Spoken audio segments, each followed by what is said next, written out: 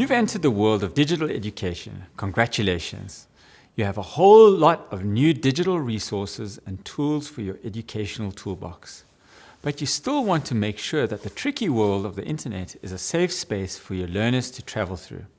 And you want to make sure that your students get to enjoy the enormous advantages that come with e-learning without the technology causing any unnecessary disruptions. You've come to the right place. I'm going to run you through some things you need to consider when using devices at your school. First and foremost, having a document that outlines clear rules for how devices are used is really important, because a device policy serves as a reference for staff and students. It helps to get everyone on the same page, literally, when it comes to what's acceptable use of technology at your school.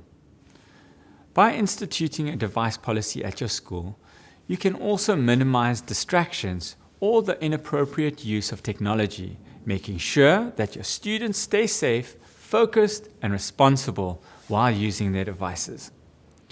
Each school has their own needs and challenges, their own codes of conduct and school rules, but here are some ideas for rules or regulations around using devices at school.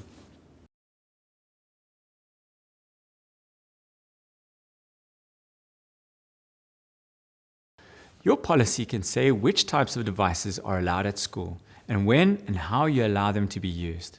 For example, you may note that laptops can be used in the class, but that cell phones must be turned off and packed away. Or you may say that cell phones may be used to record videos of a lesson, but no texts or phone calls or unrelated internet browsing is allowed.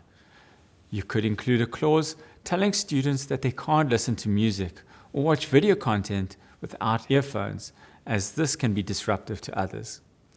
You may want to outline when devices are permitted to be switched on and whether silent or vibrate modes are okay or not.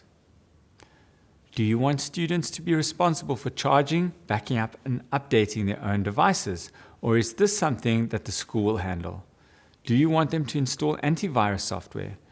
You could include this type of detail into your policy. You could include that the student should make sure there is enough memory space on the device for schoolwork.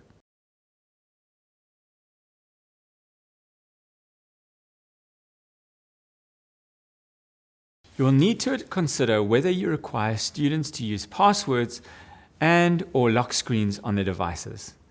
In the event that a staff member needs to inspect the device, your policy can make allowance for this, stating that the student will be required to unlock the device. Computers, phones, and laptops are expensive and need a high level of responsibility from the students to look after them. Your policy can also address issues of safety and security of devices, ensuring users understand they need to be careful and diligent with their own devices, as well as those belonging to the school. You may wish to recommend that their personal devices be insured privately, that device location services are turned on, that users label their devices with their names, and that protective covers and screen protectors are used. Perhaps you could even have a cupboard or locker in the class where devices can be locked away when not being used.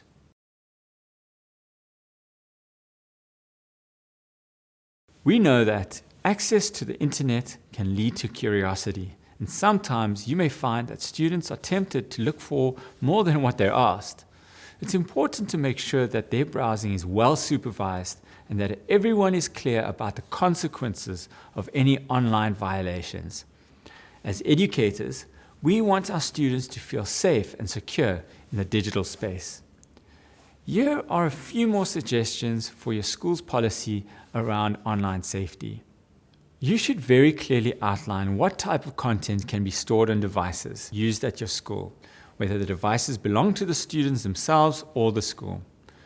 Be clear about what is unacceptable written or visual content, for example, pornography, violence, offensive language, bullying, or nudity. Remind students that nothing ever goes away once it's posted online, good or bad. Make sure that each student knows not to reveal their names, locations, or pictures of fellow students or teachers which could violate that person's privacy rights. Include a clause which highlights the seriousness of online bullying or victimization of any student or teacher and what the consequences of that are.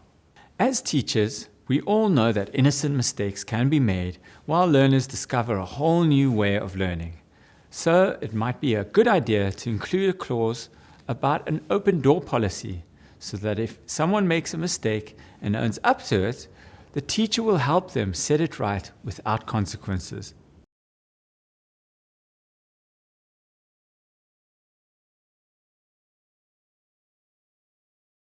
You may wish to include that a member of staff has the right to search the contents of a device under specific circumstances. For example, if the device is causing technology problems or if the device violates the school's code of conduct. Your policy document can also direct students to a designated member of staff who is on hand to help with device-related issues during school hours, your own tech guru who sorts out any problems and gets them back to learning digitally in a flash. When students and teachers understand the rules of engagement, you will have a safer and more secure online adventure together.